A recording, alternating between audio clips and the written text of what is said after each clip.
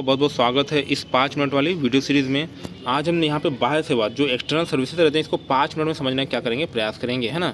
और इसकी शर्तें क्या क्या मेन उसको भी यहाँ पे देखने का प्रयास करेंगे। तो ये फंडामेंटल रूल के अंतर्गत आता है बाह्य सेवा, है ना। इसकी परिभाषा क्या होती है यहाँ पे, बाह्य सेवा से तात्पर्य उस सेवा से जिसमें शासकीय सेवक अपनी वेतन शासन के बाहर किसी अन्य स्रोत, है ना, मतलब वेतन तो मिलेगी, शासकीय सेवक को वेतन मिलेगा, पर वो शासन से न मिलकर शासन के बाहर किसी अन्य स्रोत जैसे निगम हो गया, मंडल हो गया, विश्वविद्यालय, इनसे प्राप्त होगा। तो इसको क्या बोलेंगे अपन यहाँ पे, बाह्य सेवा बोलेंगे। ये किसमें दिया है, मूलभूत नियम फंडामेंटल रूल 9(5) में दिया है। कितना, 9(5) में दिया है। ये फंडामेंटल रूल 9(5) में दिया है भाई यहाँ पे, है ना। तो वेतन तो मिलेगा, जरूर मिलेगा, पर वो क्या, अन्य स्रोत जैसे निगम, मंडल या विश्वविद्यालय से प्राप्त होगा, है ना। अब देखिए यहाँ पे जो पेरेंट गवर्नमेंट डिपार्टमेंट है, मान लीजिए आप किसी छत्तीसगढ़ गवर्नमेंट के किसी डिपार्टमेंट में आप काम कर रहे हैं ना, तो आपको क्या हो जाता है, यहाँ पे प्रतिनियुक्ति हो जाती है। प्रतिनियुक्ति कहाँ पे, अदर मतलब बाह्य सेवा में हो जाती है, एक्सटर्नल सर्विस। मान लो आपको अमेरिका भेज दी या फिर छत्तीसगढ़ से दिल्ली भेज दिए, तो यहाँ पे सैलरी और पेक्स आपको मिलेंगे, वो एक्सटर्नल बॉडी आपको क्या करेगी, प्रोवाइड कराएगी, है ना। ठीक है भाई, यहाँ पे आपका डेपुटेशन हो गया, प्रतिनियुक्ति होगी, तो सर्विस मतलब वेतन भत्ते मिलेंगे, वो बाह्य जो कार्यालय उससे मिलेंगे। अब स्थानांतरण की शर्तें जो बहुत इंपॉर्टेंट है यहाँ पे, है ना। इच्छा के विरुद्ध आप नहीं कर सकते भैया, कोई कर्मचारी की सहमति नहीं है और उसको बाह्य सेवा में उसकी सहमति के बिना नहीं भेजा जा सकता। वेरी इंपॉर्टेंट यहाँ पे, सिवाय शासन के नियंत्रण वाले निकायों में, है ना। ये सब बातें किस में दी गई भाई, यहाँ पे फंडामेंटल रूल 110A में दी गई है। ठीक है, यहाँ तक समझ में आ गया, मतलब आप उसकी इच्छा के विरुद्ध नहीं भेज सकते। ठीक है, उसका देखिए यहाँ पे स्वीकृति, है ना। राजपत्रित अधिकारी हेतु शासकीय विभाग एवं अन्य हेतु विभागाध्यक्ष की अनुमति आवश्यक, है ना। तो अगर राजपत्रित अधिकारी यहाँ पे क्लास 1 या क्लास 2 ऑफिसर है तो उसके लिए शासकीय विभाग हो गया यहाँ पे, और अन्य हेतु विभागाध्यक्ष की अनुमति आवश्यक है ना। अब देखिए जनहित, ये विभागाध्यक्ष कौन होता है यहाँ पे, कार्यालय प्रमुख से एक ऊंचा पद हो जाएगा। जैसे विभागाध्यक्ष में मतलब कार्यालय प्रमुख, जो आपके कार्यालय प्रमुख है उनको कार्यालय प्रमुख बोलते हैं अपन, जो कार्यालय के हेड है। पर यहाँ पे कार्यालय प्रमुख से ऊपर जो संभाग स्तर पर बैठेंगे यहाँ पे, उनको क्या बोलेंगे, यहाँ पे विभागाध्यक्ष बोलेंगे, है ना। कार्यालय के हेड्स के अपर हेड है। ठीक है, अब जनहित, है ना, स्थानांतरण केवल तभी संभव है जब कार्य सार्वजनिक हित में हो ना। जब सार्वजनिक हित में काम होगा तभी आपका प्रतिनियुक्ति या फिर आपको स्थानांतरण बाह्य सेवा में किया जा सकता है। अवकाश का अंत क्या हो जाएगा, मान लीजिए आपका बाह्य सेवा में कहीं पे प्रतिनियुक्ति कर दी गई यहाँ पे, और उसके उस समय अधिक दौरान आप क्या अवकाश में, तो अवकाश तुरंत खत्म हो जाएगा यहाँ पे, है ना। अवकाश तुरंत खत्म होगा, तुरंत आपका स्थानांतरण हो जाएगा। जो पूर्व में जितने भी स्वीकृत अवकाश है सब क्या हो जाए, रद्द हो जाएंगे, क्योंकि ये लोकहित में और जरूरी काम है, आपको बाह्य सेवा में जाना है तो, है ना। अब देखिए यहाँ पे वेतन भत्ता, यहाँ पे वेतन भत्ता मैं बोला यहाँ पे कार्य, है ना, यात्रा भत्ता और कार्यपूर्ण अवधि का वेतन बाह्य नियोजक द्वारा वहन किया जाएगा। जो इसको डिप्यूटेशन कराया मतलब बाह्य संस्था ही देगी। मैंने पहले बताया यहाँ पे ये आपको खुद का ऑफिस है, पर वेतन भत्ता कौन देगी, यहाँ पे बाह्य ऑफिस ही देगा, है ना।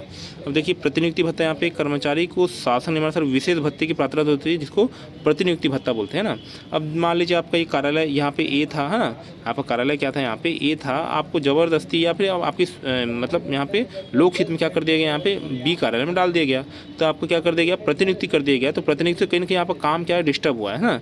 तो इसके एवज में सरकार क्या देती है, प्रतिनियुक्ति भत्ता देती है ना। जो कि मतलब यहाँ पे क्या किया जाता है, कर्मचारी को शासन के नियमानुसार विशेष भत्ते की पात्रता होती है, जिसे क्या बोलते हैं, प्रतिनियुक्ति भत्ता बोलते हैं, है ना।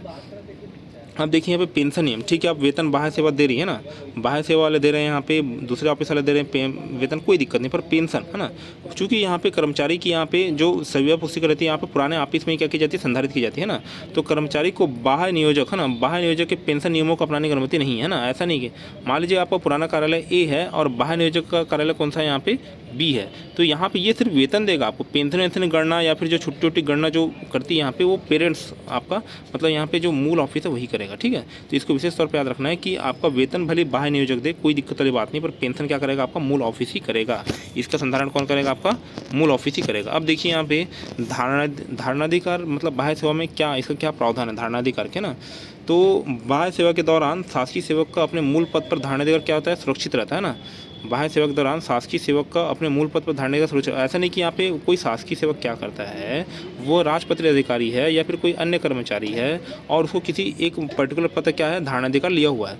अब मान लीजिए उसी कर्मचारी के क्या कर देगा, यहाँ पे डेपुटेशन या प्रतिनियुक्ति करके अदर कार्यालय भेज दिया गया उसको, तो ऐसा नहीं कि उसके पुराने पद की धारणाधिकार समाप्त हो जाएगी, वो बनी रहेगी, है ना। तो वही चीज़ को बोल रहा है यहाँ पे, बाह्य सेवा के दौरान शासकीय सेवक का अपने मूल पद पर धारणाधिकार क्या रहता है, यहाँ पे सुरक्षित रहता है, सुरक्षित रहता है, उसकी धारणाधिकार कभी भी खत्म नहीं होगी, है ना। वह उस संवर्ग का सदस्य बना रहेगा ना, है ना, जिसमें वह स्थानांतरण ठीक पहले मौलिक या स्थानापन्न रूप से शामिल था, है ना, वो उस संवर्ग का सदस्य क्या रहेगा, बना रहेगा। यह मूल नियम किस में दिया है, 113 में मूल नियम किस में दिया, 113 में। तो ये अपने समझ में आ गया भाई यहाँ पे, है ना। तो इतना ही था यहाँ पे बाह्य सेवा। ये 5 मिनट हमने इसको समझने का प्रयास किया। मतलब यहाँ पे आपकी क्या कर दी जा रही है, यहाँ पे वेतन शासन के बाहर किसी अन्य स्रोत से दिया जाएगा। यहाँ पे पर पेंशन यहाँ पे जो मूल कार्यालय वही यहाँ पे अरेंज करेगा, है ना। कोई कर्मचारी यहाँ पे उसकी प्रतिनिधि कहाँ कर दी जा रही है, यहाँ पे एक्सटर्नल बॉडी यहाँ पे PSU में कर दी जा रही है ना। तो ये सब चीज़ें भी हो सकती है, मैंने ये बताया। उसके बाद क्या बताया मैंने, यहाँ पे फंडामेंटल रूप 10 है यहाँ पे इच्छा के विरुद्ध नहीं, है ना। राजपत्रित अधिकारी हेतु शासकीय विभाग यहाँ पे और अन्य हेतु यहाँ पे विभागाध्यक्ष स्वीकृत करेगा। जनहित होना चाहिए भाई, यहाँ पे जो भी आप अवकाश में वो अवकाश तुरंत अंत हो जाएगा, है ना। और वेतन भत्ता क्या बाह्य नियोजकता दिया जाएगा जब, बट पेंशन कौन करेगा यहाँ पे, आपका पेरेंट्स ऑफिस ही करेगा यहाँ पे, है ना। पेरेंट्स टू अप्लाई, है ना। उसके प्रतिनियुक्ति भत्ता आपको मिलेगा। आप चूँकि जा रहे हैं तो यहाँ पे शासन क्या देगा आपको, प्रतिनियुक्ति भत्ता देगा। और आपकी धारणाधिकार, है ना। तो बाह्य सेवा के दौरान आपकी धारणाधिकार क्या रहेगी, यहाँ पे बची रहेगी, उसमें कोई भी अंतर नहीं आएगा, है ना। तो आशा करता हूँ कि ये 5 मिनट वाली वीडियो सीरीज आपको पसंद आई होगी, है ना। वीडियो बने रहने के लिए आपको बहुत बहुत धन्यवाद। आपका दिन क्या हो, शुभ हो।